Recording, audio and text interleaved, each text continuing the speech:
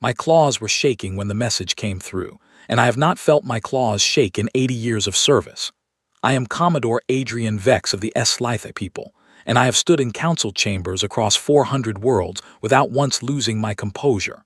But the report on my desk made my breathing go thin and cold inside my mask. 2 million humans were dead.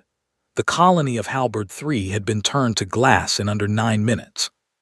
And the species that did it was sitting in the council chamber that very morning, laughing. I read the report 3 times before I trusted my eyes. The Krell Dominion had attacked without warning. No declaration, no formal grievance, no procedural notice to the Galactic Concord. They had simply arrived above a peaceful farming world, opened their guns, and left nothing behind but a black sphere of cooled rock. And then their ambassador, a tall, pale creature named Vorth Ka, had walked into the Concord chamber, paid the standard fine of 4,000 credits, and apologized for the inconvenience. 4,000 credits for 2 million lives. That is what our laws permitted, and that is what our laws had permitted for 80,000 years. I rose from my desk and walked to the observation window of my office. Below me, the Concord capital city stretched out across the surface of the diplomatic moon, its towers gleaming under 3 artificial suns. I had given my entire adult life to this place. I had believed with the simple faith of a young officer that the Concord protected everyone, that the rules of civilized warfare made the galaxy safe, that every species, no matter how new or small, had a place at our table. But the humans were not laughing. The humans were not weeping either. The humans had gone silent. That was what frightened me most. I had spent the last 3 days monitoring every human channel I could access, and there was nothing, no protests, no angry speeches, no demands for justice in the council chamber. The human ambassador, a short woman named Helen Carter, had attended the morning session, sat in her chair for 41 seconds without moving, and then walked out of the building. She had not returned. She had not sent a deputy. She had not even filed a formal complaint. The silence from Earth was louder than any scream I had ever heard. My personal communicator chimed, and I jumped slightly. The message was from Council Director Asenvel, my superior. He wanted me in his office immediately. I took a moment to steady myself, smoothed the scales along my forearms, and walked the short corridor to his chambers. The doors hissed open before I even raised my hand. Director Vel was a member of the Thalan species, large and gray and slow-moving, with eyes like polished stones. He had served the Concord for 200 years, and he was not easily surprised. But that morning, when I entered his office, his face was tight with something I could only call worry. "Commodore," he said, gesturing to a chair across from him. "Sit, we have a problem." I sat, I waited. "The humans," he said, and then he stopped, as if the word itself had caught in his throat. He tried again. "The humans have not responded to the Halberd 3 incident, not officially, not unofficially, not at all." "I am aware, Director." "You misunderstand me, Commodore. I do not mean they have been quiet. I mean they have gone completely dark. Every Concord listening post in human space has lost its civilian feeds. Every trade channel has been suspended. Every cultural exchange has been canceled. Their colonies are no longer broadcasting weather reports. Their diplomats have all returned home. Their merchant ships have all turned around in mid-voyage and sailed for Earth."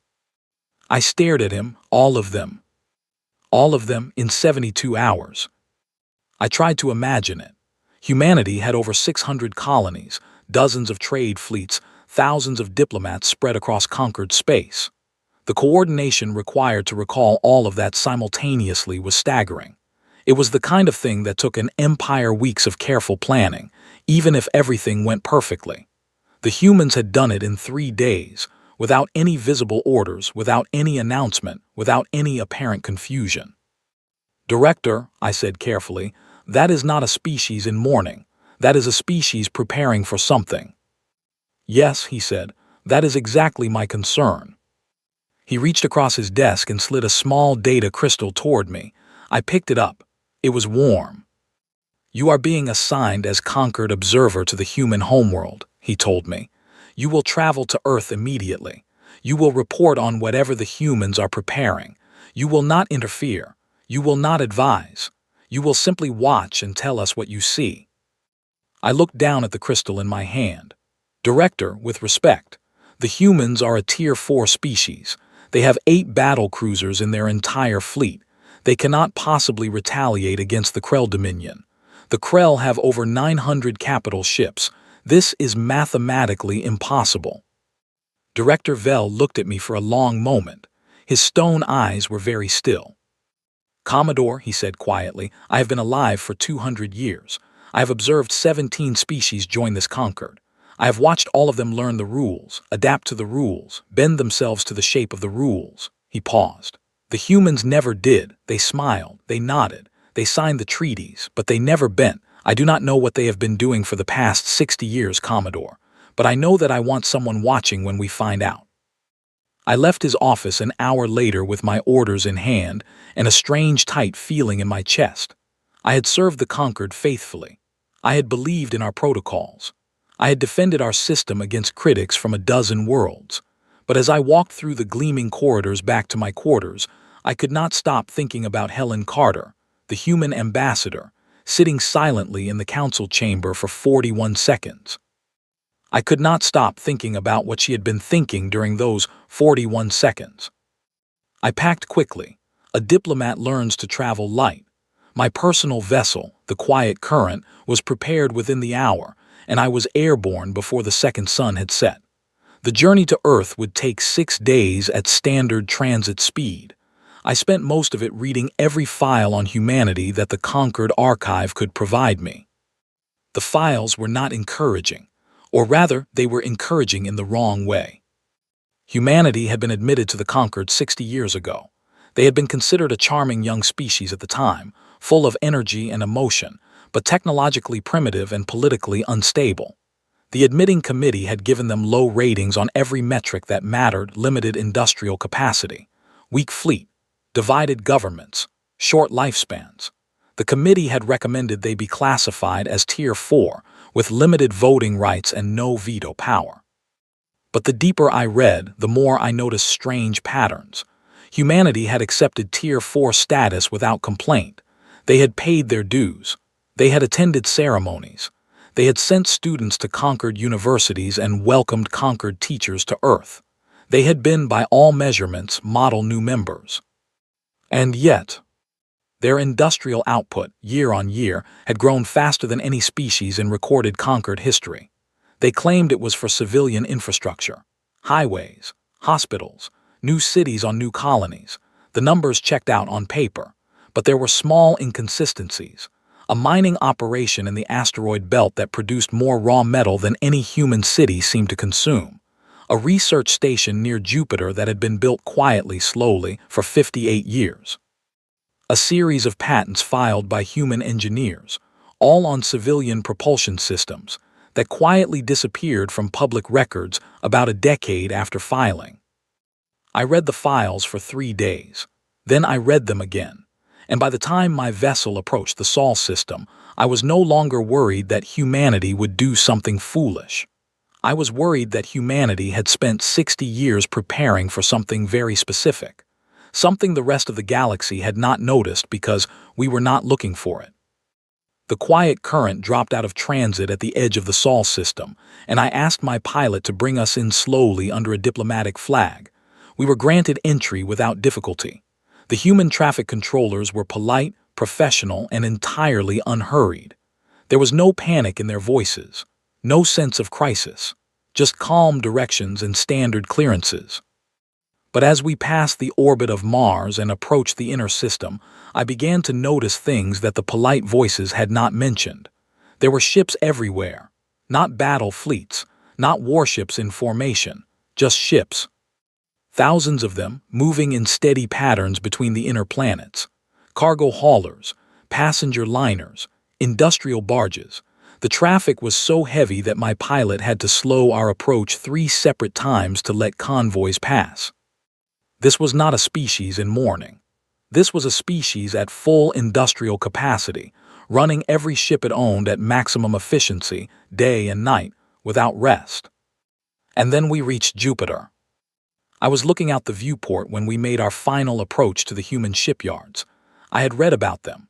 I had seen pictures.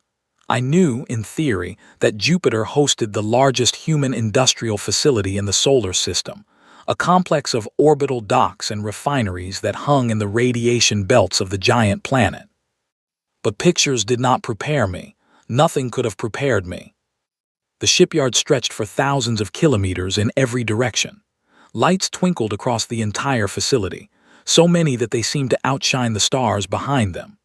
Welding torches flashed in patterns that suggested coordinated work shifts of tens of thousands of workers, all moving together, all building together, all assembling something at the heart of the complex that I could not yet see clearly. My pilot eased our approach, and the central structure came into view through the haze of industrial activity. I leaned forward in my seat. I think I forgot to breathe. It was a ship, a single ship, but it was a ship the way a mountain is a stone. The scale of it broke my mind for a moment. Concord regulations limited capital warships to 14 megatons of mass. The vessel rising out of the shipyard before me was at least 6 times that size, and it was clearly not yet finished. Scaffolding still wrapped its forward hull. Welding crews still crawled across its lower decks. But its main weapon spine was complete, and it ran the entire length of the ship like the bone of some impossible creature. I sat very still. I asked my pilot to hold position. I needed a moment. This ship, whatever it was, had not been built in 72 hours. It had not been built in 72 days. Looking at the scale of it, the level of detail, the obvious integration of decades of design and construction work, I knew with certainty that this vessel had been under construction for years, possibly decades. Halberd 3 had been a trigger, not a cause. Whatever this ship was, the humans had been building it for a long, long time, and they had been building it for exactly this moment. My communicator chimed softly. A voice spoke to me in clear, calm Concord trade language. Commodore Vex, this is Admiral Iona Reyes of the Earth Defense Command. Welcome to Sol System. We have been expecting you. Please follow the marker beacons to Docking Bay 7. I will meet you personally and provide a full tour of the facility. I stared at my communicator. A full tour of what was clearly the most secret construction project in human history. Admiral, I said carefully, I am grateful for your hospitality, but I confess I did not expect such an open welcome. There was a small pause on the other end of the line. When the Admiral spoke again, her voice had not changed in tone, but something had shifted in it. Commodore, she said, we want you to see all of it, and then we want you to go home and tell the Council exactly what you saw. The line clicked off. My pilot looked at me. I looked at my pilot. I gestured forward. Take us in, I said. And as the quiet current slid through the lattice of construction lights and welding sparks, I realized that my hands were shaking again, and this time they were not going to stop for a very long time.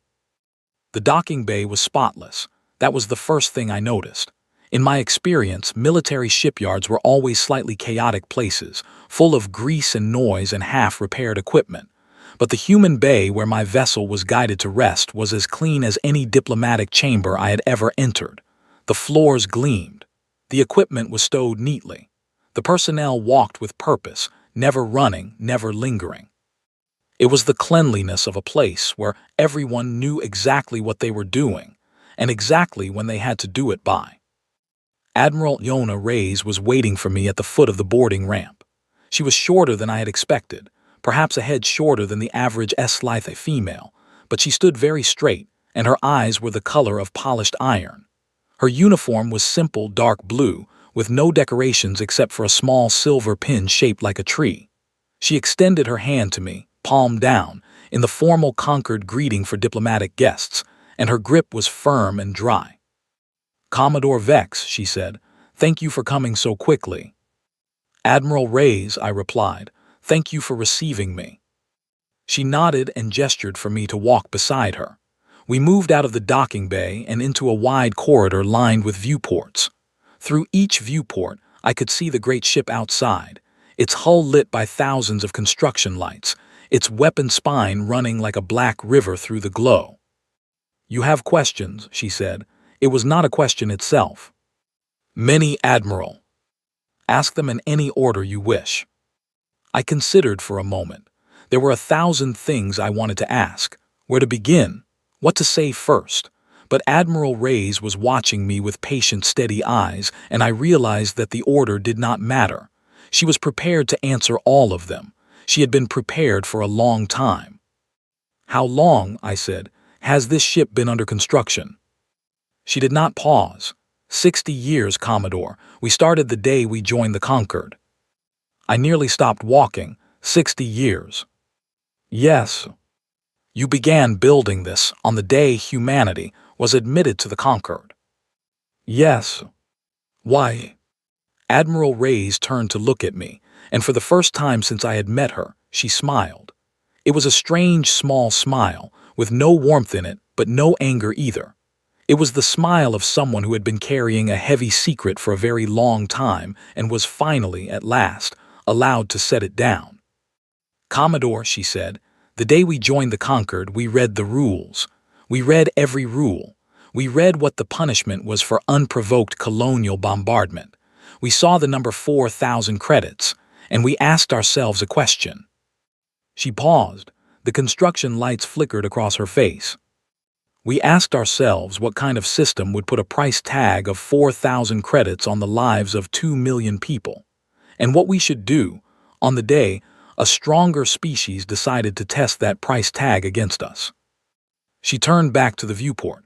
The great ship hung outside, its hull catching the cold light of distant Jupiter. "We decided," she said very quietly, "that we should be ready." We walked for almost an hour through the inner corridors of the shipyard, and Admiral Reyes did not hide a single thing from me. She showed me the assembly bays where the great ship's armor plating was being fitted, layer upon layer of a metal I did not recognize. She showed me the engineering decks where teams of workers tested propulsion couplings under pressures I had never seen used in any conquered vessel. She showed me the weapons bays where the central spine cannon, an enormous cylindrical structure stretching for nearly a kilometer, was being calibrated by engineers who moved across its length on small magnetic sleds. "What is the spine cannon, Admiral?" I asked, as we paused beside one of the calibration platforms. She looked at it for a long moment before answering. "We call it the sundering lance, Commodore. It fires a single projectile, a solid slug of dense metal, accelerated to nearly half the speed of light by a sequence of magnetic rails that runs the entire length of this ship. The slug carries no warhead. It needs none. At those speeds, the energy of impact alone is enough to remove anything in front of it." "Anything. Anything." I stared at the cannon. The Concord had outlawed relativistic weapons during the Treaty of Old Sauron, 50,000 years before humanity had even invented agriculture. The reasoning had been simple. Such weapons could not be aimed precisely. They could not be defended against. They turned warfare from a contest of skill into a contest of who fired first. They were considered by every civilized species to be obscene. "Admiral," I said carefully, "this weapon is in violation of Concord Protocol 17 of the Treaty of Old Sauron." "Yes," she said. "You are aware of this?" "Yes." "And you have built it anyway." She turned to face me. Her iron eyes were calm. "Commodore Vex," she said, "the Treaty of Old Sauron was not signed by humanity. It was signed by 200 species long before we existed, and we were told upon joining the Concord that we were bound by it. But we were also told that the Krell Dominion was bound by the protocol against unprovoked colonial bombardment, and the Krell paid 4,000 credits, and the protocol meant nothing." She paused. "We have come to the conclusion that protocols only mean things when both sides agree they do, and we have come to the conclusion that we are tired of agreeing alone." I had no answer for that. I followed her in silence. We climbed a series of lifts and walked through a heavily guarded checkpoint, and eventually we emerged onto an observation gallery that looked out across the entire central dry dock. From this vantage point, I could see the great ship in its full proportions, and the sight of it made me genuinely afraid for the first time in my career. The vessel was named, according to the lettering being painted along its prow by suspended crews, the lasting word. It was nearly 1.5 kilometers long.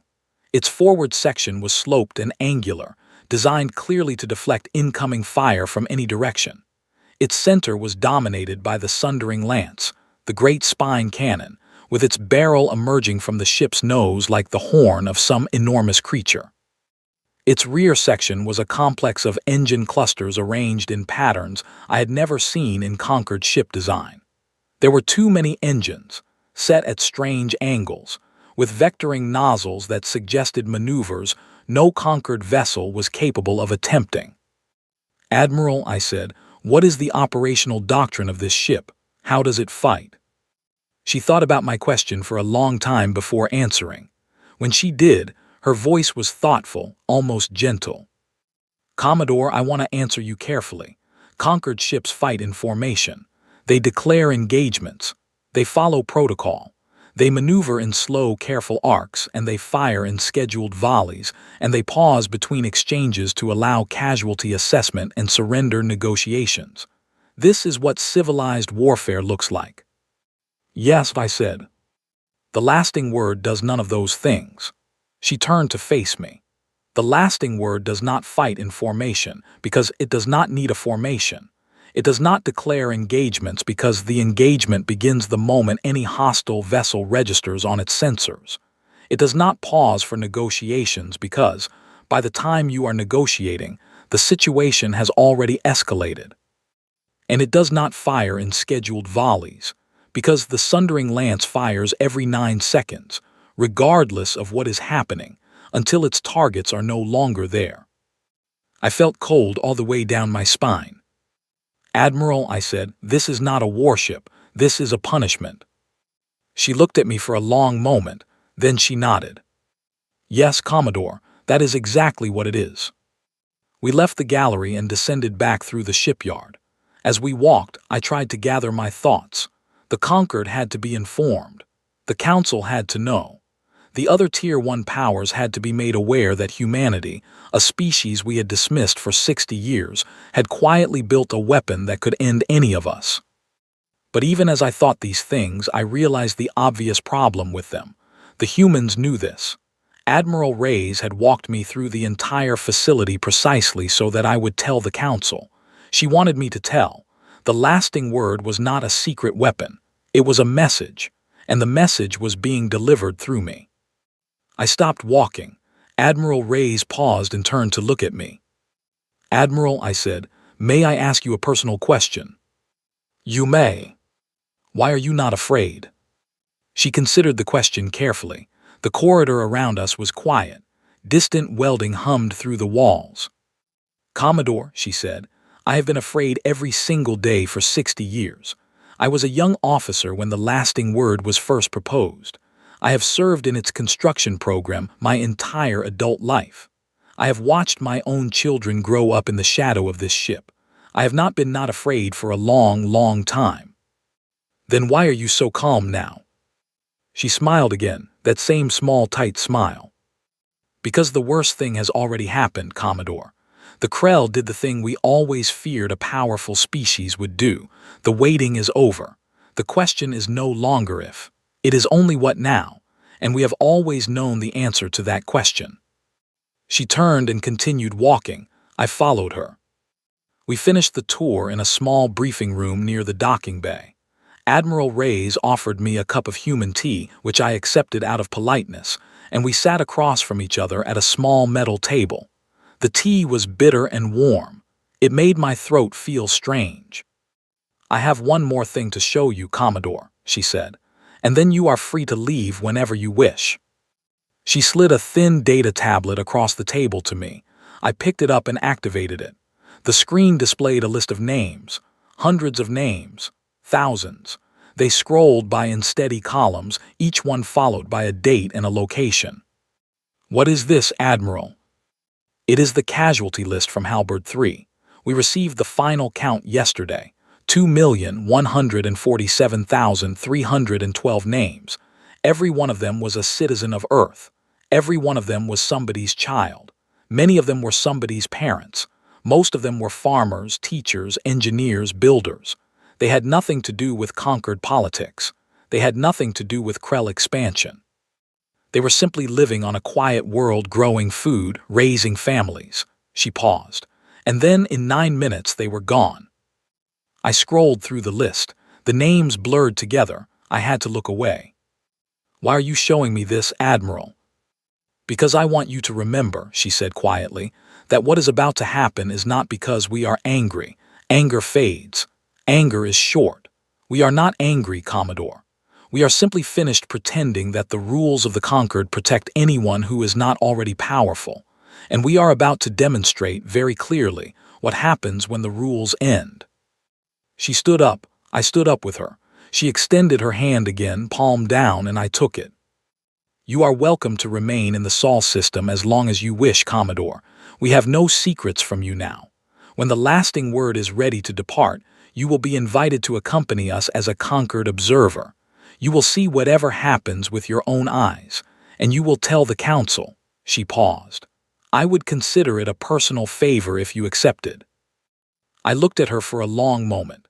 I thought about Director Vell, sitting in his quiet office on the diplomatic moon, waiting for my reports. I thought about the 412 species in the Concord, none of whom had any idea what was being built here. I thought about the casualty list still glowing on the tablet in my hand. "Admiral Reyes," I said, "I accept."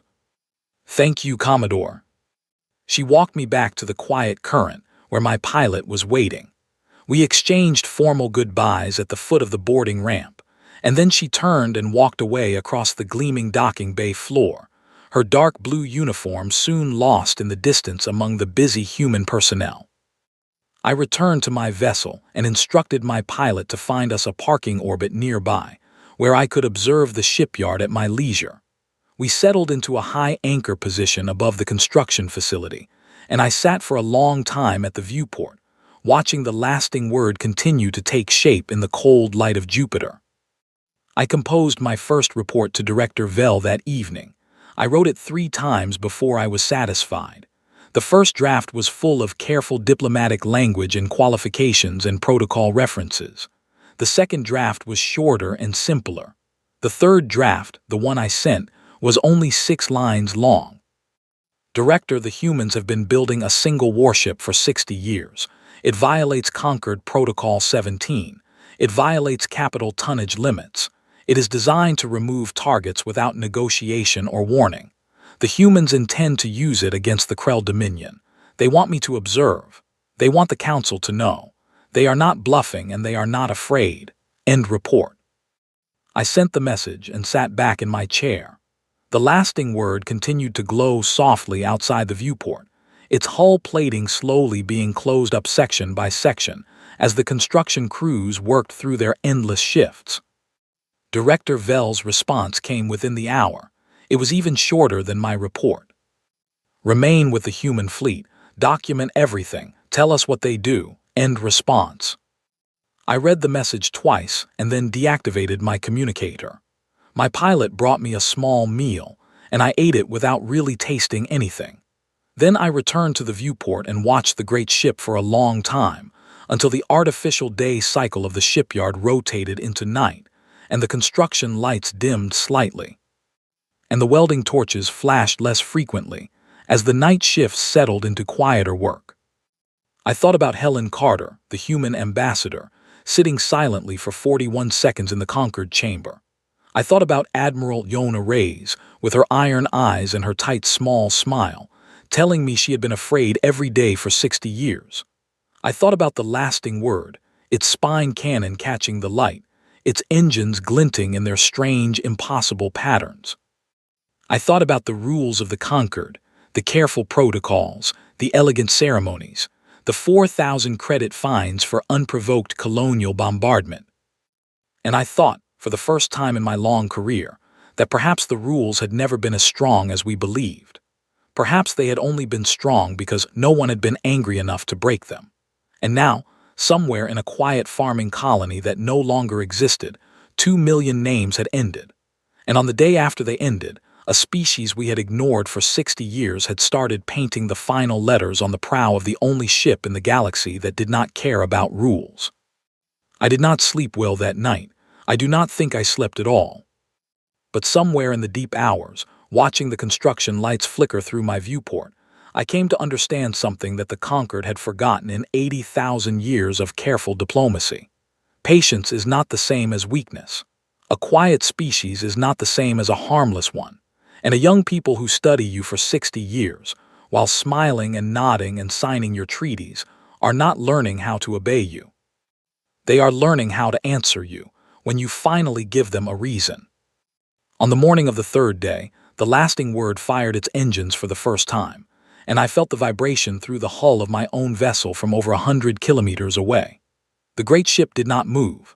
It remained in its dry dock, anchored by its supporting structures. But its propulsion systems came online one by one, in a careful sequence that took nearly 6 hours to complete, and as each cluster fired and stabilized, the entire shipyard around it shimmered with the heat. I watched from my viewport with my pilot beside me, and neither of us spoke. There was nothing to say. The ship was alive now, in a sense it had not been alive before.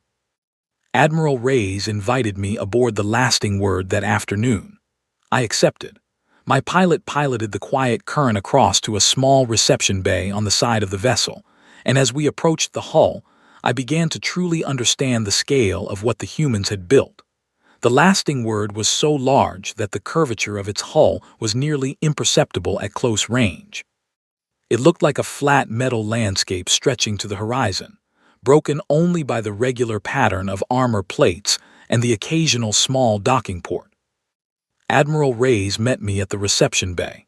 She was wearing the same simple dark blue uniform, but she had added a small white badge to her collar that I did not recognize.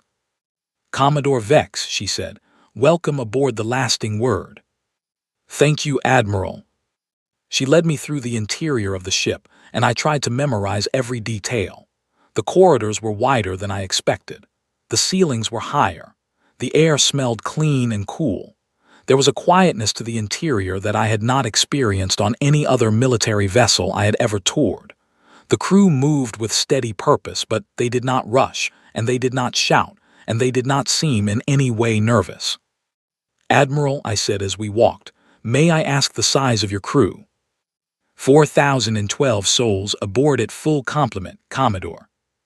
"And you are the commanding officer." She paused for a moment before answering. "I am the senior officer, but the lasting word has an unusual command structure. We do not have a single captain in the traditional sense. We have a chain of command that runs 4,000 levels deep. Every person aboard this ship has been trained to assume command if those above them are unable to function. The ship can be operated in full combat capacity even if every officer on the bridge is incapacitated. Even if every officer in the upper decks is incapacitated. Even if only a single crew member remains alive on the lowest engineering level. That is an unusual doctrine, Admiral." "Yes," she paused. "It is also the doctrine that ensures the lasting word will complete its mission, regardless of what happens to me, or to my bridge, or to any individual member of my crew. The ship does not depend on any single person. It depends on the continued existence of any one person aboard it. As long as one of us can reach a working console, the ship continues." We arrived on the bridge. It was not what I had expected. Conquered bridges are large open spaces with elevated command thrones and ceremonial railings. The bridge of the lasting word was small, tight, efficient. There were 9 stations arranged in a semicircle around a central holographic display.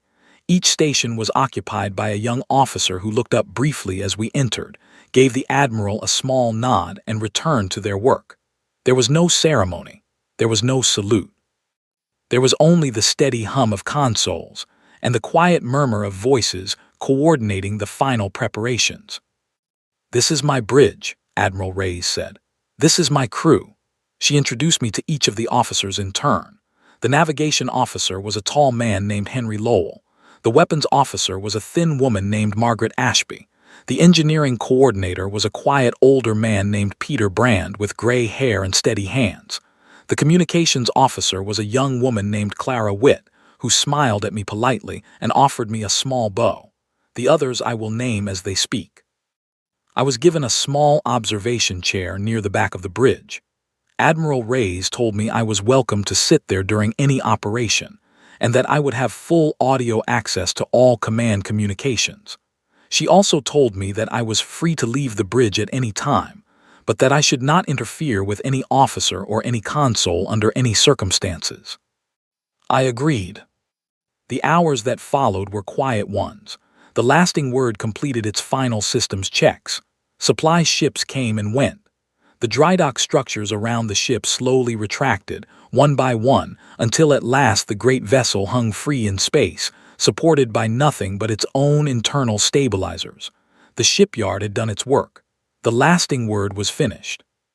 That evening, Admiral Reyes addressed her crew over the ship's internal communications system. Her speech was very short. I listened from my observation chair. "Crew of the lasting word," she said. "We have spent 60 years preparing for this moment.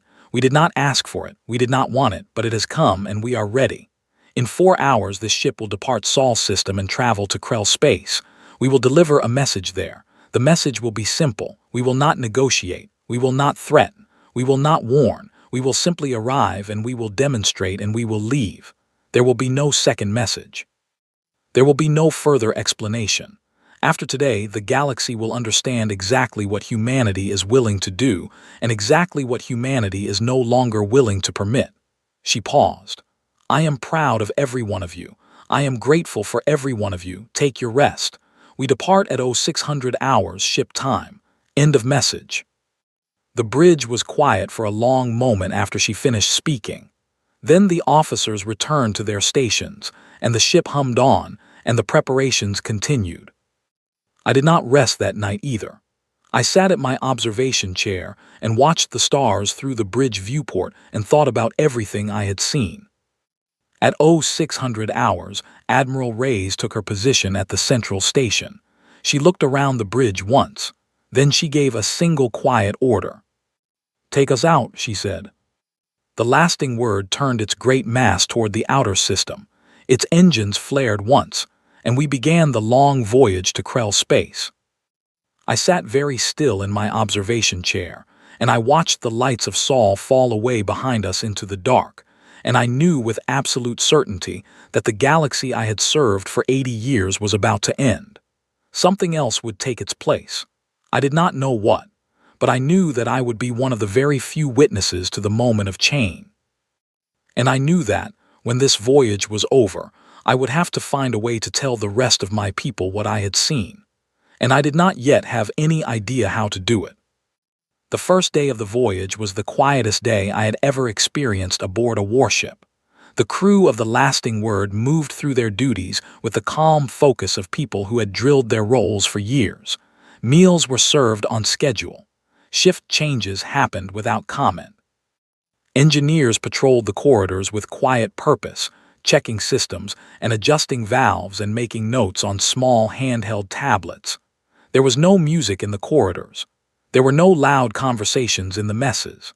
There was only the steady, distant hum of the great engines and the occasional soft chime of internal communications. I found this quiet more unsettling than any noise could have been. I had observed many militaries in my long career, and they all had one thing in common. They were noisy. Soldiers shouted at each other. Officers gave loud orders.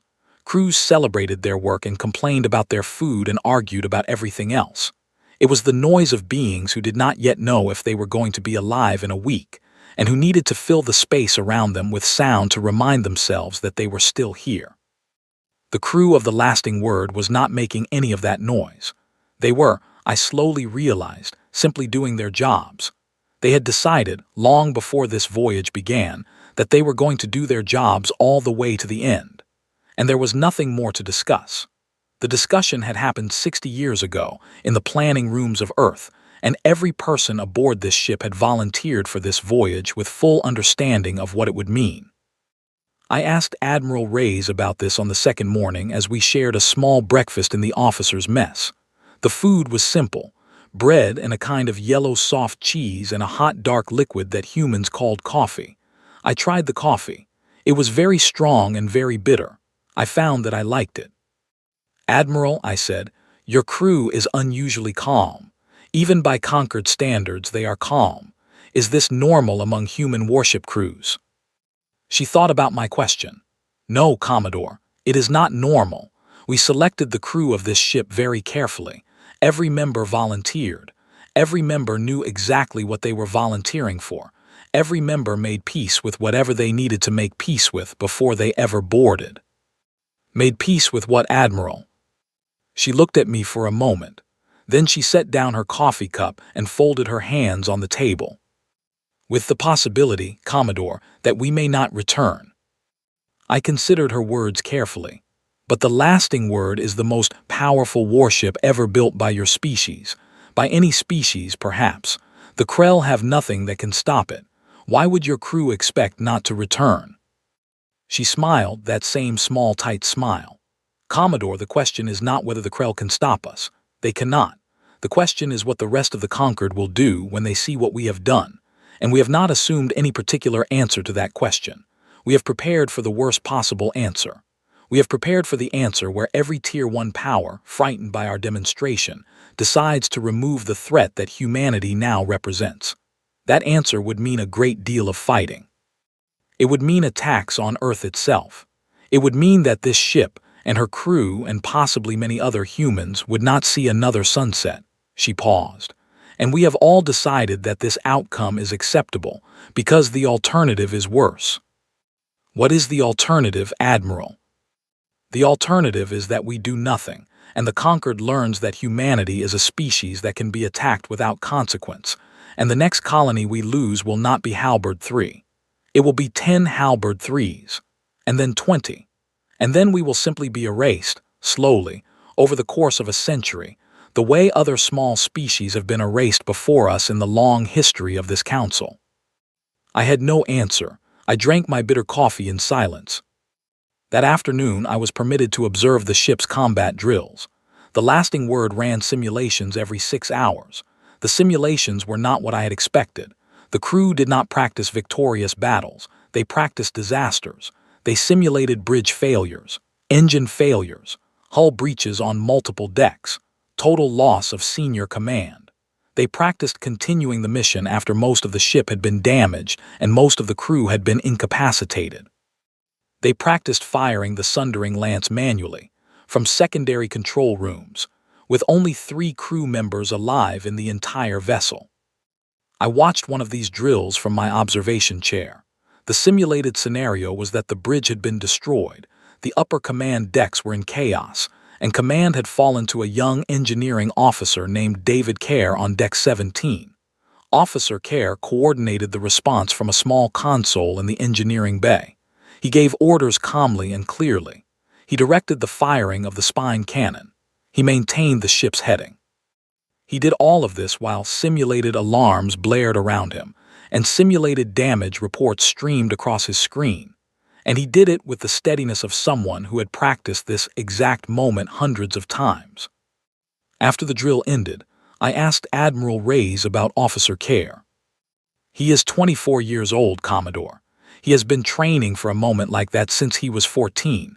He could perform that simulation in his sleep. So could every other engineering officer on this ship. So could every other person aboard in their own role. We do not have weak links on the lasting word. We have only links." I thought about that phrase for a long time afterwards. We have only links.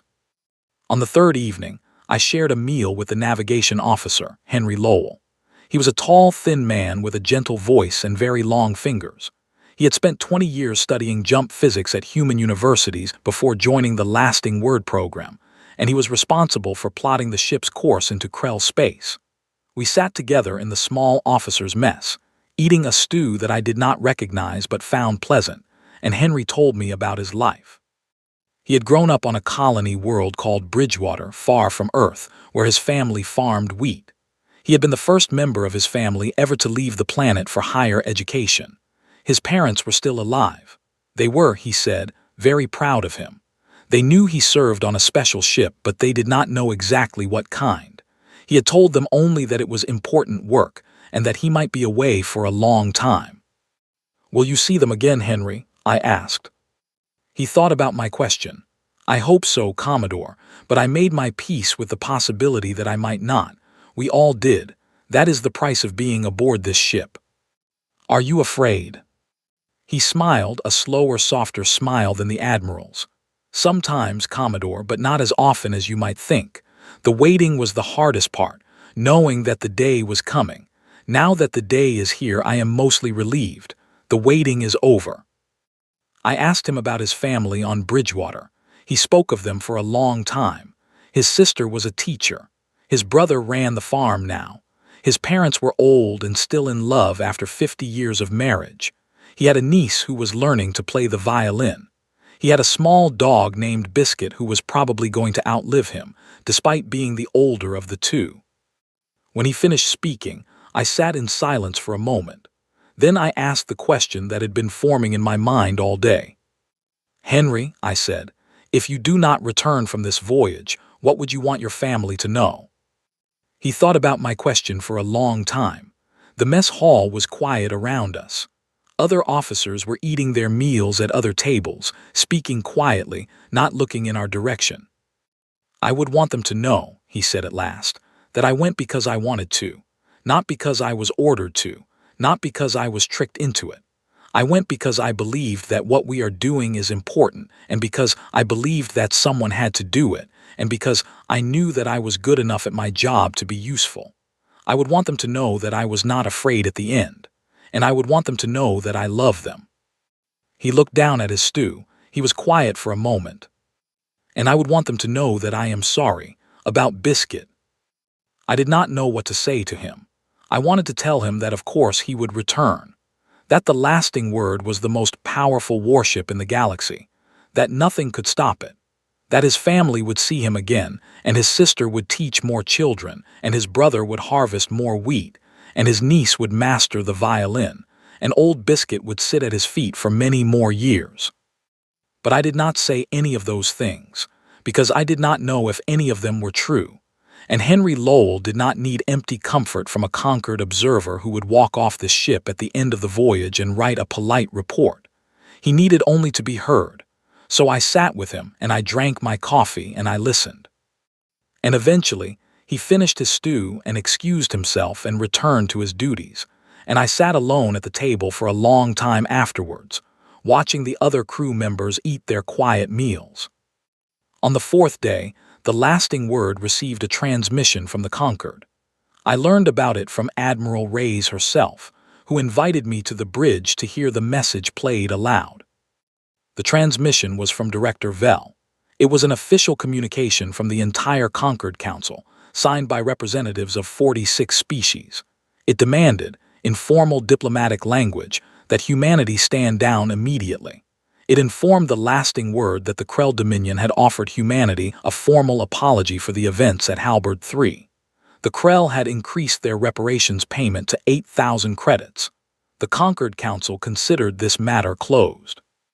Any further military action by humanity would be considered a violation of Council protocol and would be met with appropriate diplomatic consequences. The message ended. The bridge was silent. Admiral Reyes stood at her station and looked at the small holographic display that had carried the words. Then she turned to her communications officer, Clara Witt. "Clara," she said quietly, "log the message. File it for the historical record. No response." "Yes, Admiral." "Continue on course." "Yes, Admiral." The bridge returned to its quiet hum. The lasting word did not slow. It did not turn. It did not acknowledge the transmission in any way. It simply continued. I sat in my observation chair and tried to understand what I had just witnessed.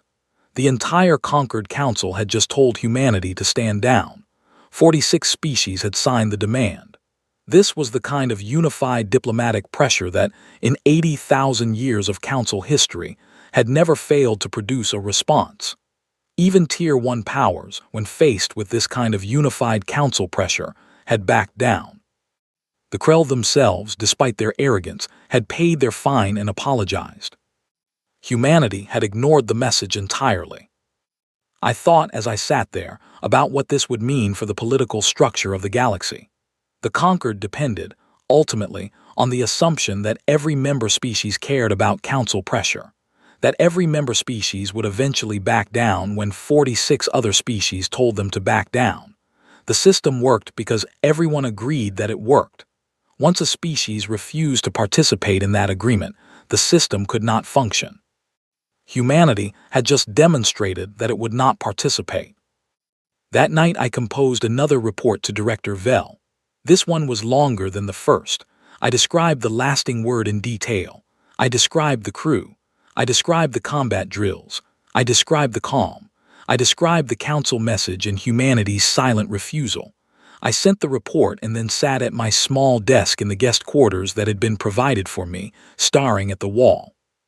Director Vell's response came many hours later, as I was finally trying to sleep.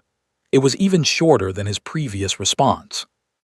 We did not expect them to ignore the council. The message read, "This is unprecedented. Stay with the ship. End response." I read the message twice. Then I deactivated my communicator and lay back on the human-style bed they had provided me, and I tried to imagine the council chamber on the diplomatic moon. I could see it in my mind. The 46 representatives sitting in their assigned seats. The transmitted message returning unopened, marked as received but not acknowledged. The slow-growing realization that something fundamental had just changed. That the rules they had relied on for 80,000 years had just been tested by a species that did not care about the rules, and that the rules had failed. I did not sleep that night either. I do not think I had slept properly since I had arrived in Sol's system. On the 5th day, we crossed into Krell space. Admiral Reyes briefed the entire crew over the internal communication system. We were now 12 hours from the Krell home system. We would arrive at the standard outer perimeter, where we would pause briefly for final systems checks, and then proceed inward at full speed. The Krell home fleet would almost certainly intercept us. We would not engage them in conversation. We would not respond to their communications.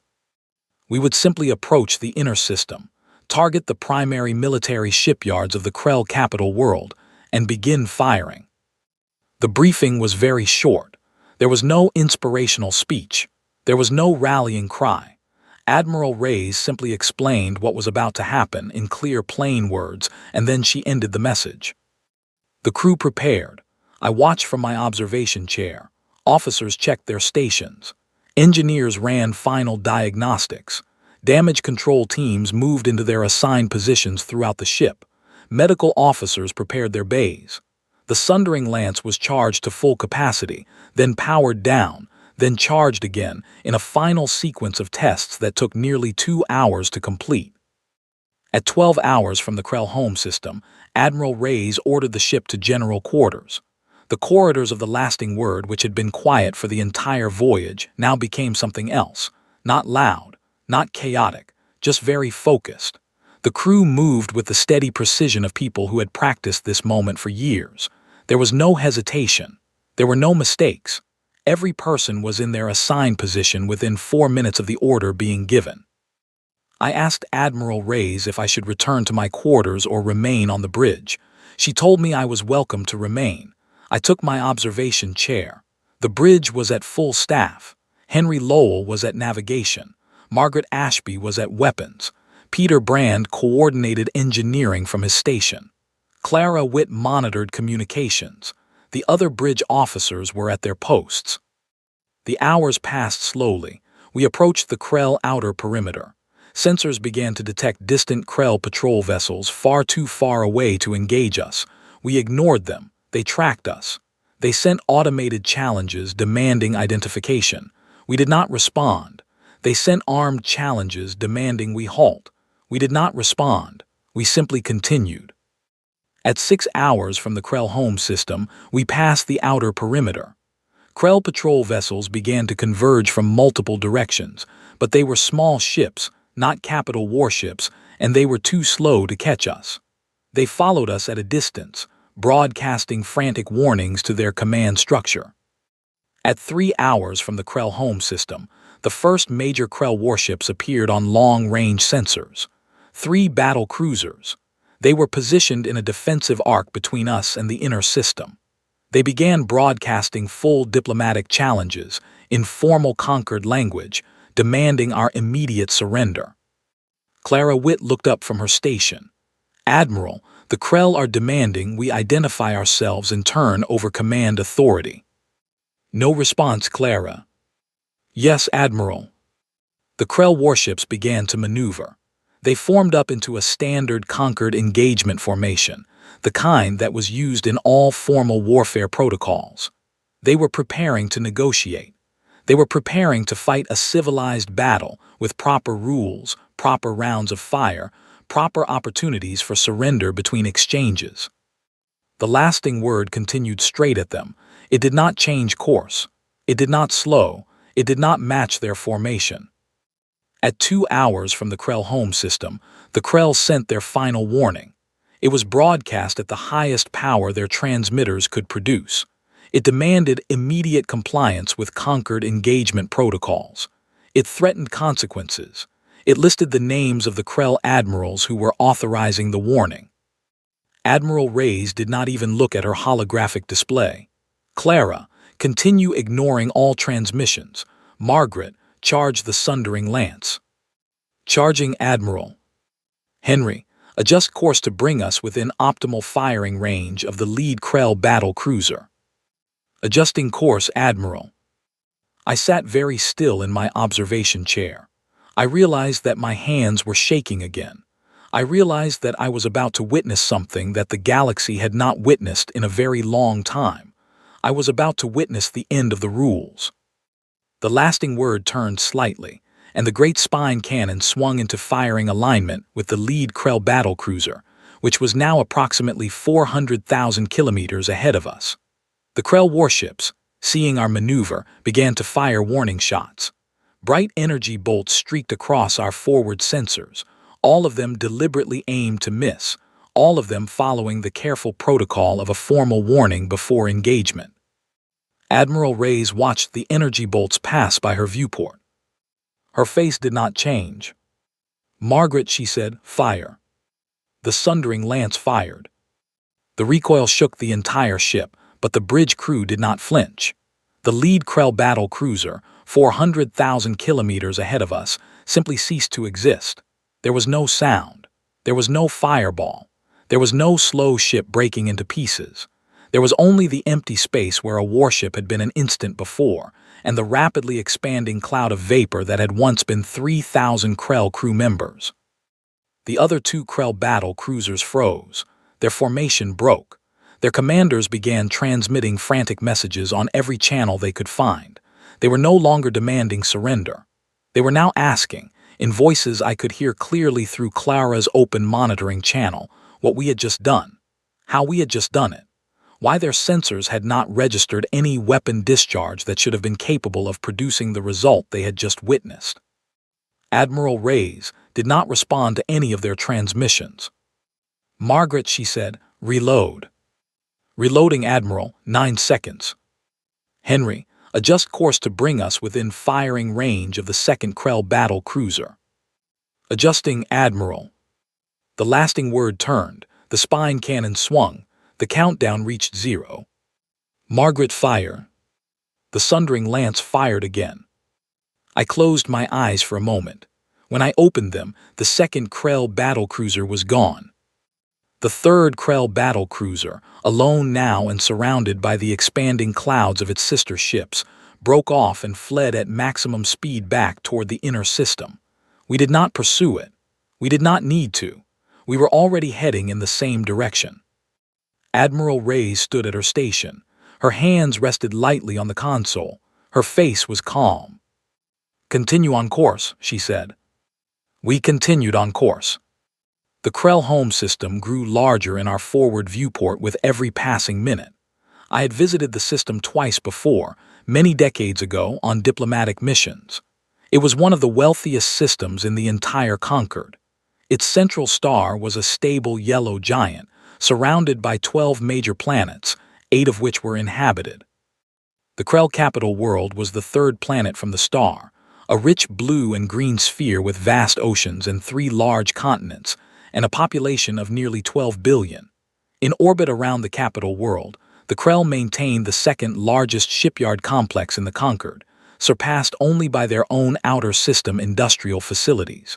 It was the heart of their empire. It was the source of their military strength. It was the symbol of their place as a Tier 1 power. We were going to remove that symbol from the galaxy. At 1 hour from the inner system, the Krell home fleet began to appear on our sensors. 847 warships, the full strength of the Krell Dominion Home Defense Force, battle cruisers in the front lines, heavy dreadnoughts in the second wave, support carriers behind them, long-range artillery platforms positioned at the flanks. It was the largest warship formation I had ever seen in person. It would have been more than enough to destroy any conventional conquered fleet several times over. The lasting word approached without changing speed. Clara Witt reported a flood of incoming transmissions. The Krell were broadcasting on every available channel. They were no longer issuing demands. They were now offering terms. They were proposing immediate ceasefire. They were promising to dismiss the commanders responsible for the Halberd 3 incident. They were offering reparations payments of 400 million credits. They were offering 5 billion credits. They were offering territorial concessions. They were offering anything they thought might convince us to stop. Admiral Reyes listened to none of it. She instructed Clara to continue logging all transmissions for the historical record, but to provide no response. At 30 minutes from the inner system, the Krell home fleet opened fire. 847 warships, firing in coordinated salvos, produced an incoming volume of energy weapons fire that filled our forward sensor display with a solid wall of red. The lasting word's defensive systems engaged automatically. The ship's armor absorbed the strikes.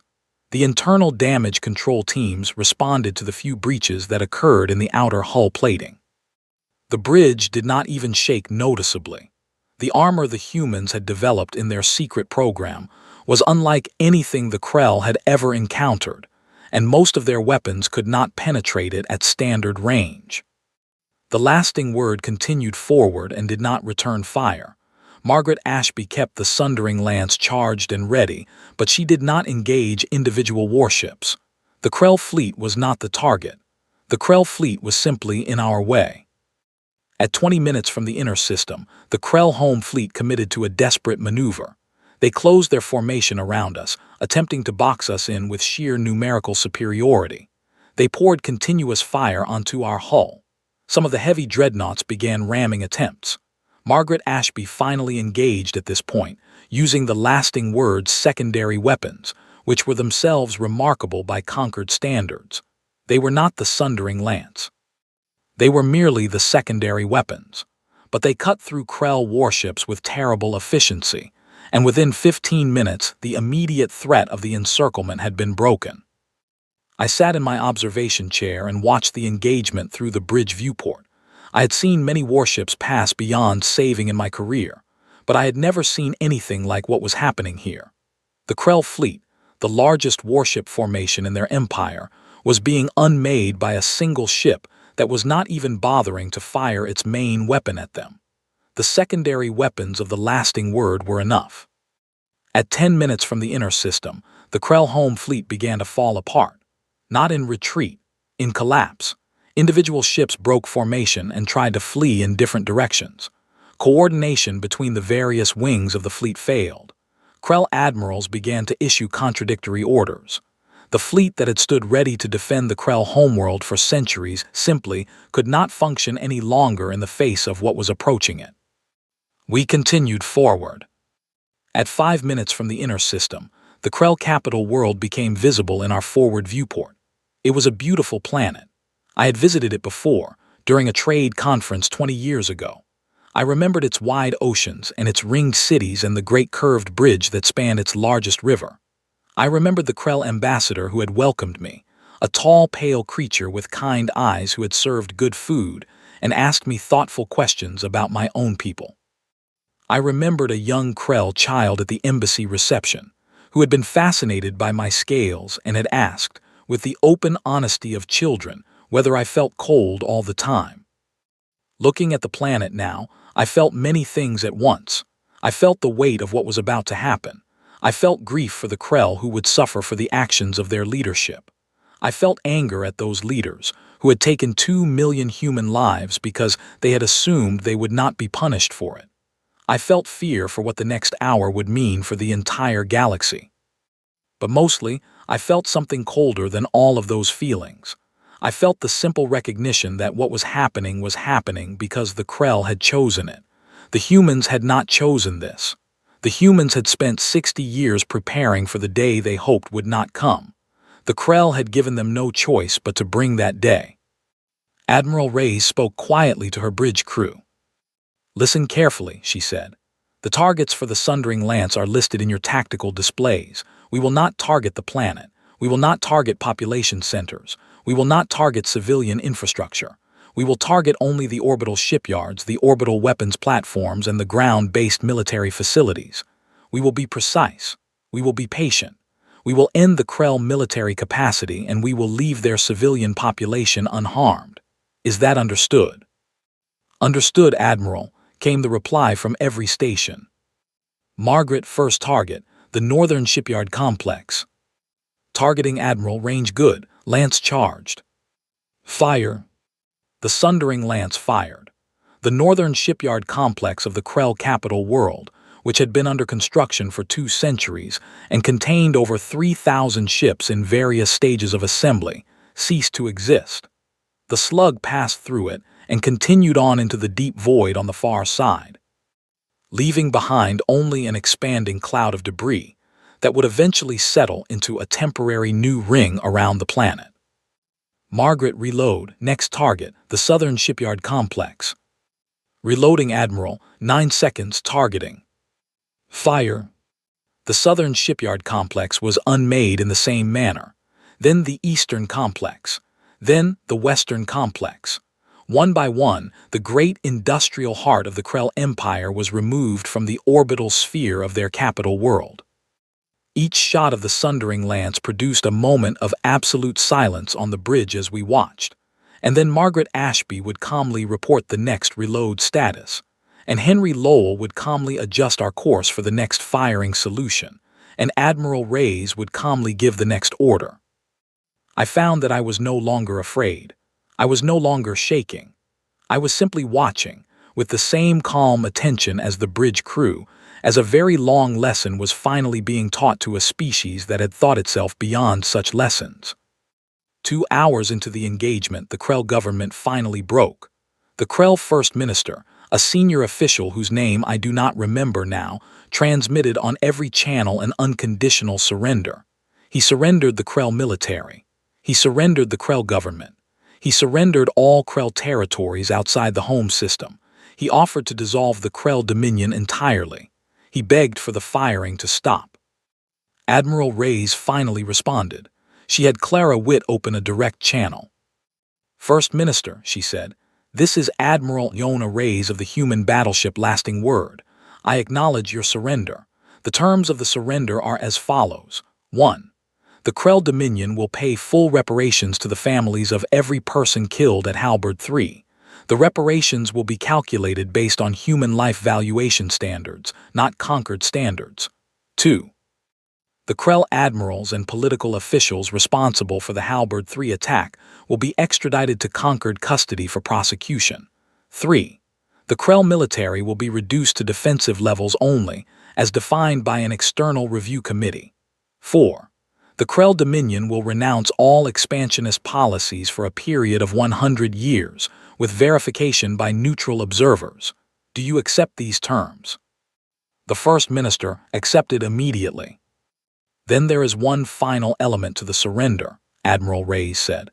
"We will continue the demonstration for 4 more hours. We will not target population centers. We will not target your civilian infrastructure. But we will complete the removal of your offensive military capacity. This is not because we doubt your sincerity, First Minister.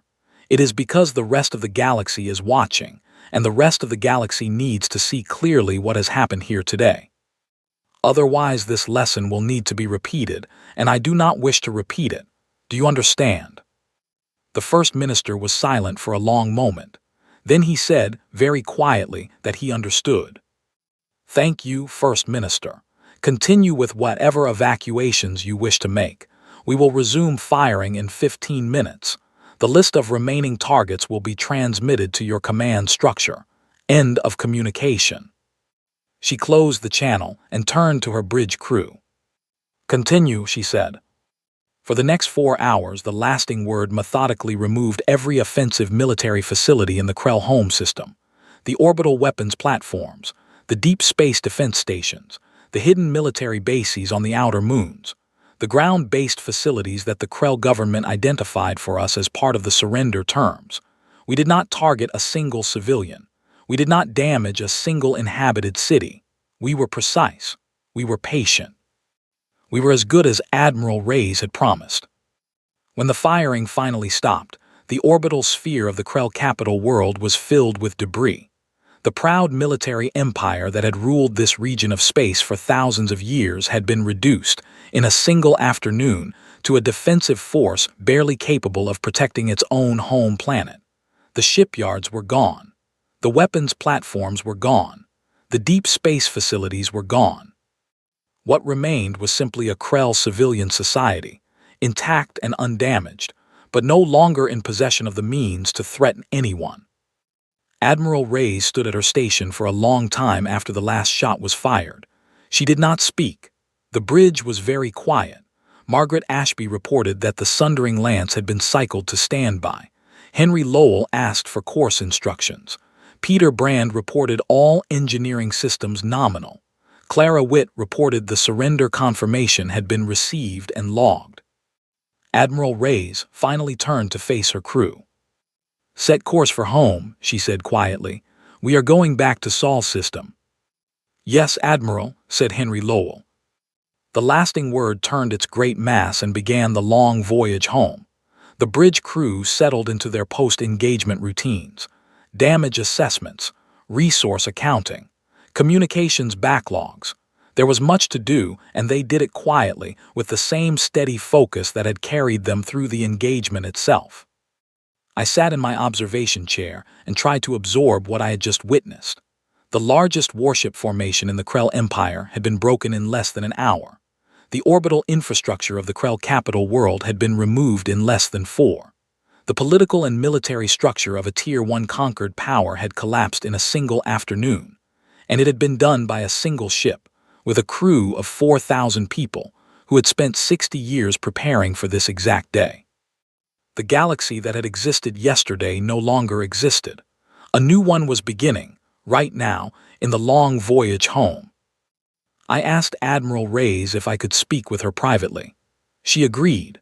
We walked together to her small, ready room behind the bridge, where she poured 2 cups of the bitter coffee, and we sat across from each other at her small desk. "Admiral," I said carefully, "I have a question I have been holding for several days.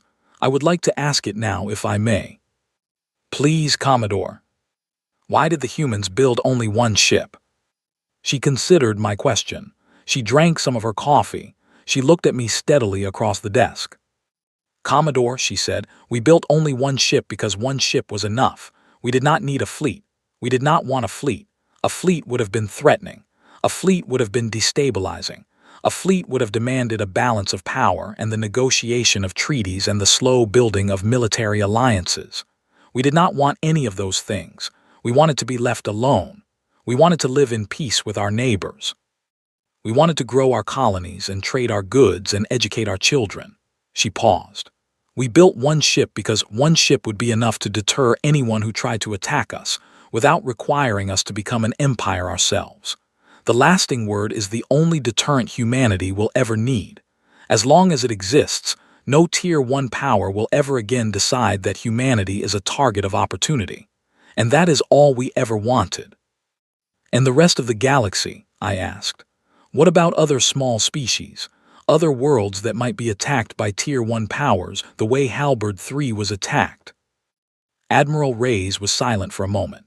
Then she said, in a careful, steady voice, "Commodore, I cannot speak for human policy on that question. That is a matter for our political leadership, not for me.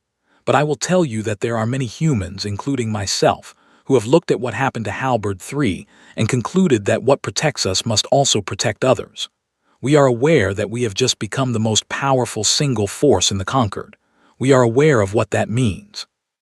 We are aware of the responsibility it carries." She paused. "But we will not become the empire that the Krell tried to be. We will not become the power that takes what it wants because no one can stop it. We will remember what it felt like to be small, and we will let that memory guide us." I nodded slowly. There was nothing more I could say. I drank my coffee. The bitterness no longer bothered me. I had grown to find it pleasant. The voyage home took 5 days. I spent most of it in my quarters writing reports. I wrote a long, detailed report for Director Vell and the Conquered Council, describing everything I had witnessed in technical and political terms. I wrote a shorter report on the human crew of the Lasting Word, focusing on their professionalism and their restraint. And I wrote a third report, the longest of all, that I did not send to anyone. It was a personal account. It was for myself. It was the truth as I had seen it, without diplomatic language, without careful qualifications, without any concern for political consequences. I wrote it because I knew that. In the official reports I would file, much of what I had truly witnessed would be lost. The official reports would speak of weapons capabilities and tactical decisions and political ramifications. They would not speak of Henry Lowell talking about his dog. They would not speak of Officer Care running combat drills from Deck 17. They would not speak of the small white badge that Admiral Reyes had added to her collar, which I had eventually learned was a symbol of remembrance for the dead of Halberd 3, and which every member of the Lasting Word crew wore on every voyage. I wrote the personal report for myself, and I encrypted it carefully, and I planned to keep it for the rest of my long life as a reminder of what I had truly seen. The Lasting Word arrived back in Sol system on the 5th day. We were greeted at the outer perimeter by hundreds of human ships, all of them civilian, all of them broadcasting messages of welcome to the returning crew. The Lasting Word made a slow, stately approach to the Jupiter shipyards, where it docked once more in its enormous dry dock, and the construction structures retracted around it as the engineering crews began the long process of returning the ship to standby status. Admiral Reyes thanked me personally as I prepared to depart. She walked me to the boarding ramp of my own vessel, the Quiet Current. We shook hands, the formal Conquered greeting, palm down. "Thank you for being our witness, Commodore Vex," she said. "Thank you for letting me see, Admiral Reyes," I replied. She watched me board my ship. She was still standing on the docking bay floor when my pilot lifted off. I saw her through the viewport as we departed. She raised one hand in a small farewell. Then she turned and walked away across the bay floor, her dark blue uniform slowly merging with the quiet professional movement of the human personnel around her, and I never saw her in person again. I returned to the Conquered diplomatic moon 10 days after departing Sol system. The journey home was the longest of my career, not in distance but in the weight of my thoughts. I sat in my quarters aboard the Quiet Current and tried to prepare myself for what would come next. I knew that I would be summoned to the council chamber. I knew that I would be asked to deliver a formal testimony. I knew that every word I spoke would be recorded, transmitted across the entire Conquered, and analyzed by every species for years to come. I was not afraid of speaking. I was afraid of being misunderstood. I had spent 10 days aboard the Lasting Word. I had eaten with its officers. I had watched its drills. I had witnessed its action against the Krell home fleet. I had returned with a deep understanding of what humanity had become and why they had done what they did. But understanding, I had learned over my long career, was not always something that could be transmitted from one being to another. Sometimes, no matter how clearly you spoke, the listeners heard only what they had already decided to hear. I composed my formal testimony during the journey. I rewrote it many times. By the time the Quiet Current docked at the diplomatic moon, I had a version I could stand behind. It was honest. It was clear. It was as fair to humanity as I could make it without losing my obligation to the Concord that had employed me for 80 years. Director Vell was waiting for me in my office when I arrived. I had not expected him to come in person. He stood by the window, looking out at the diplomatic city below, and he turned when I entered. His gray face was drawn. His stone eyes were tired. "Commodore," he said, "welcome home." "Thank you, Director." "I have read your reports, all of them." He paused. "The official ones, I mean. I assume there are unofficial ones." "There is one, Director, for myself." "I will not ask to see it." "Thank you, Director." We stood in silence for a moment. Then he gestured for me to sit. I sat. He took the chair across from me. He looked older than I remembered him. The events of the past 3 weeks had aged him, in the slow way that catastrophes age beings whose lives have been built on stability. "Commodore," he said, "I need to tell you what has happened in the Concord during your absence. Then I need you to tell me, honestly, what you think we should do. I am asking you as a colleague, not as a superior. Will you speak honestly?" "Yes, Director." He nodded slowly. He gathered his thoughts. "The Krell Dominion has formally dissolved itself. The First Minister announced the decision 2 days ago. Their territories are being reorganized under 12 separate governments, each representing one of the previously subject species in their empire. The reparations payments to the families of Halberd III are being processed. The military officials responsible for the attack have been extradited to Concord custody and are being held in detention pending trial." He paused.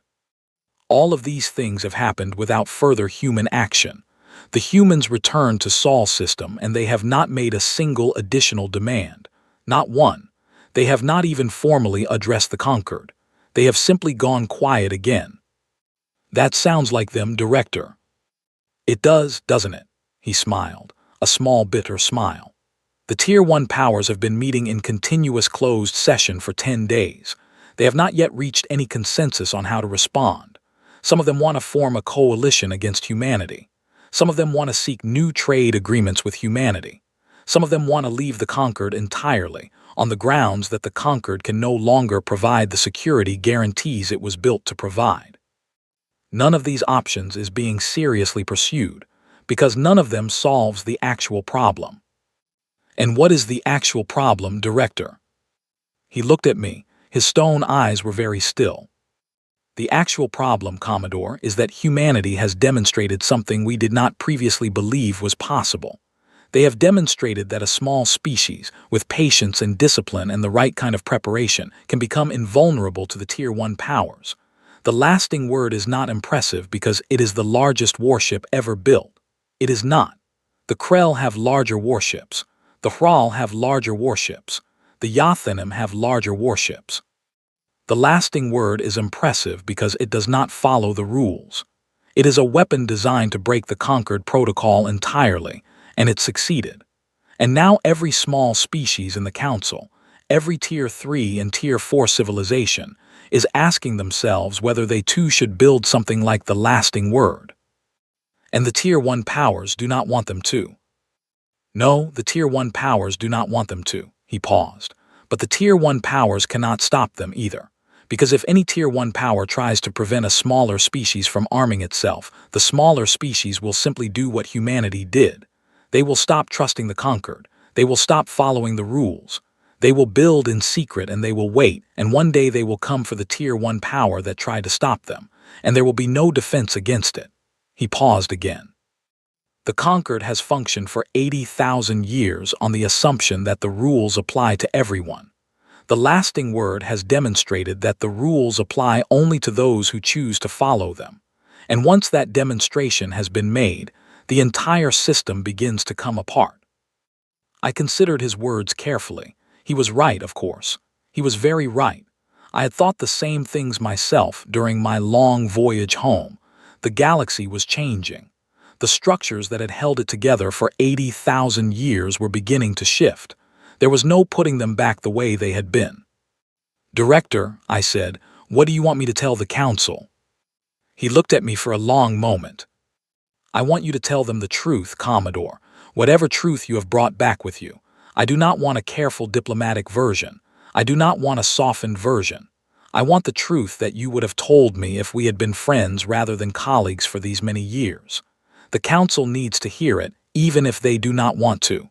The Tier 1 powers need to hear it. The small species need to hear it. We are at the beginning of something new, and we will only navigate it well if we begin by understanding clearly what has happened. I nodded slowly. I will tell them the truth, Director. Thank you, Commodore. He stood up to leave. At the door he paused. Adrian, he said. It was the first time he had used my given name in the 80 years of our acquaintance. I want you to know that I am proud of how you handled this assignment. You were sent to observe a funeral. You returned having observed the founding of a new age.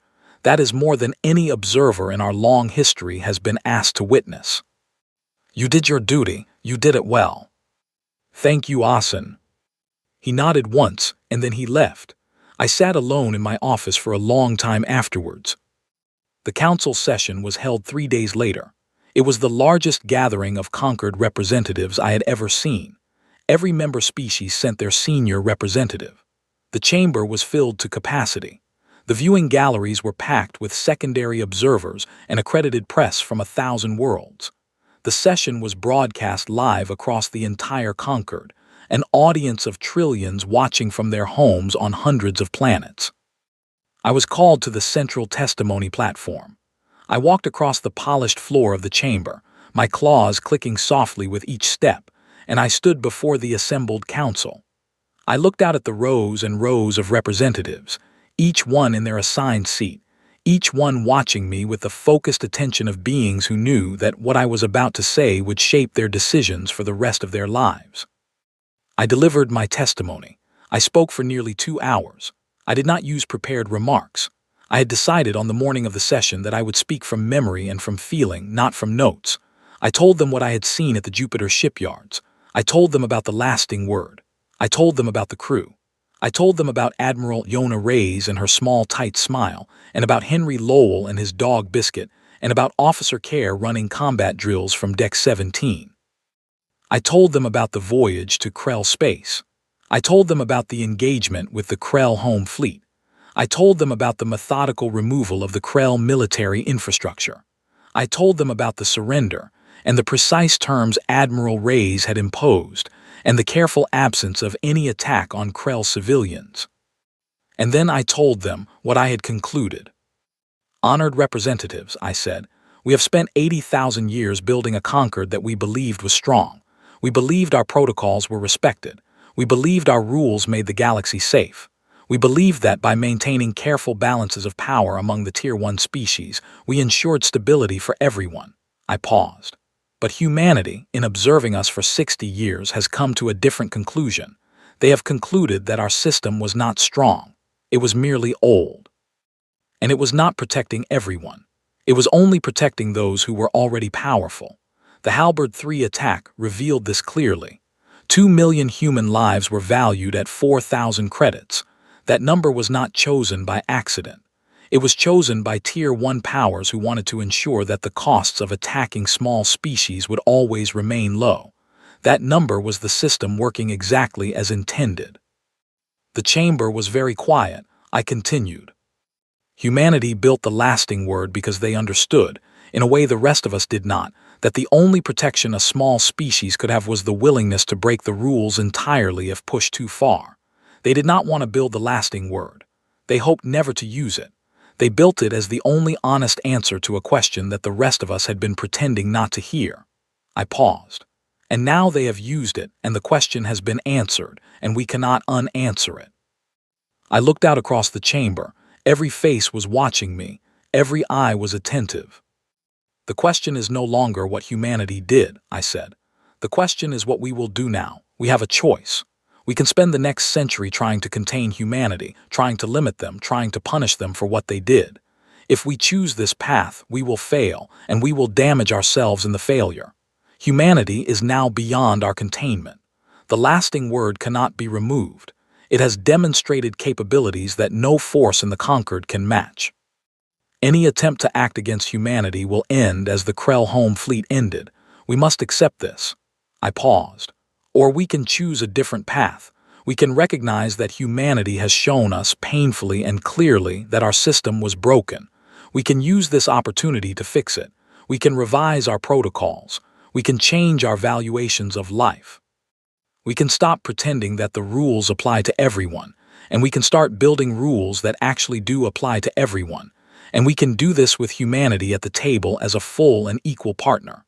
This path is harder.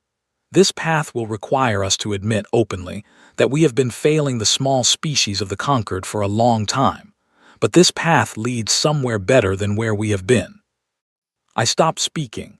The chamber remained silent. I waited. I had said what I had come to say. There was nothing more. After a long moment, the Speaker of the Council called for questions. Many representatives rose to ask them. I answered as honestly as I could. I was on the testimony platform for another 4 hours. By the time I was finally permitted to leave, I had spoken more truth in a single session than I had spoken in the previous 80 years of my career combined. Aftermath came quickly. The Conquered Council, in the weeks that followed my testimony, undertook the most significant set of reforms in its long history. The reparations protocols were rewritten entirely. The fines for unprovoked colonial bombardment were raised to 90% of the offending power's annual gross domestic product, and the personal extradition of responsible commanders was made mandatory. The tier system was abolished. All member species were granted equal voting rights. The Treaty of Old Sauron was reviewed, and its prohibitions on certain weapon classes were updated to reflect the new realities of the galaxy. New protocols were established for protecting smaller species from aggression by larger powers, with specific commitments from the entire Council to enforce these protections. Humanity attended the reform sessions. They sent senior diplomats. They participated thoughtfully and respectfully. They did not demand any special privileges. They did not threaten anyone. They did not mention the lasting word at any time.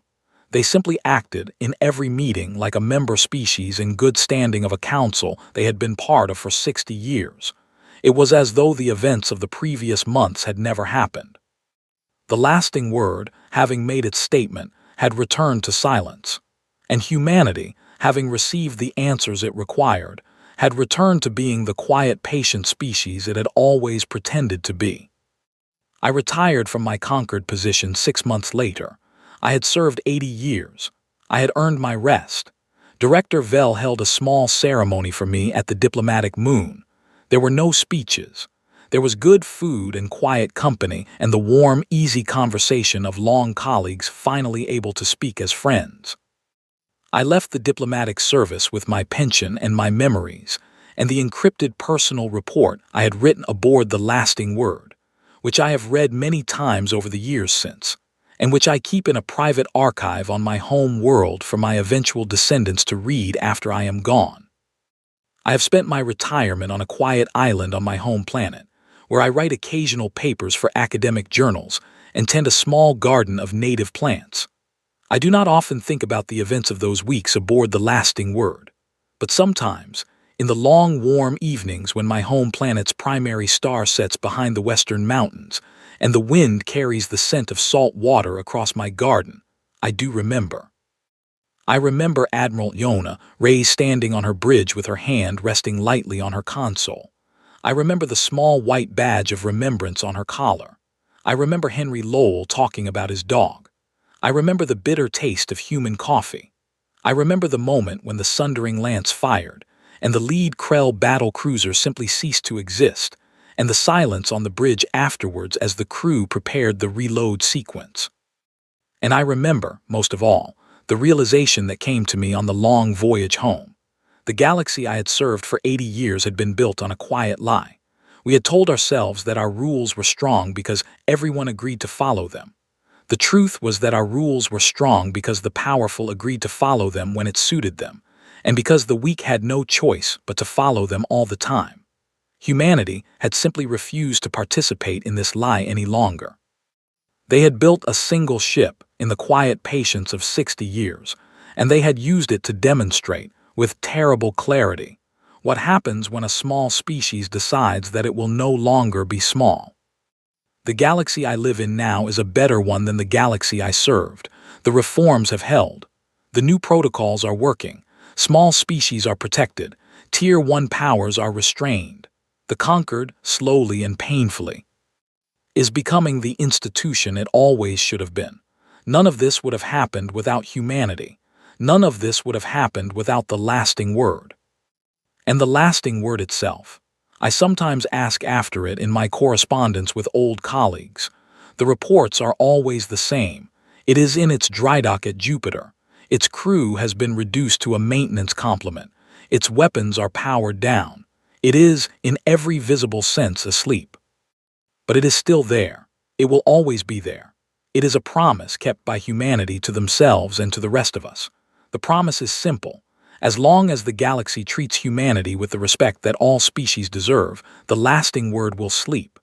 As long as the new protocols are followed, the lasting word will sleep.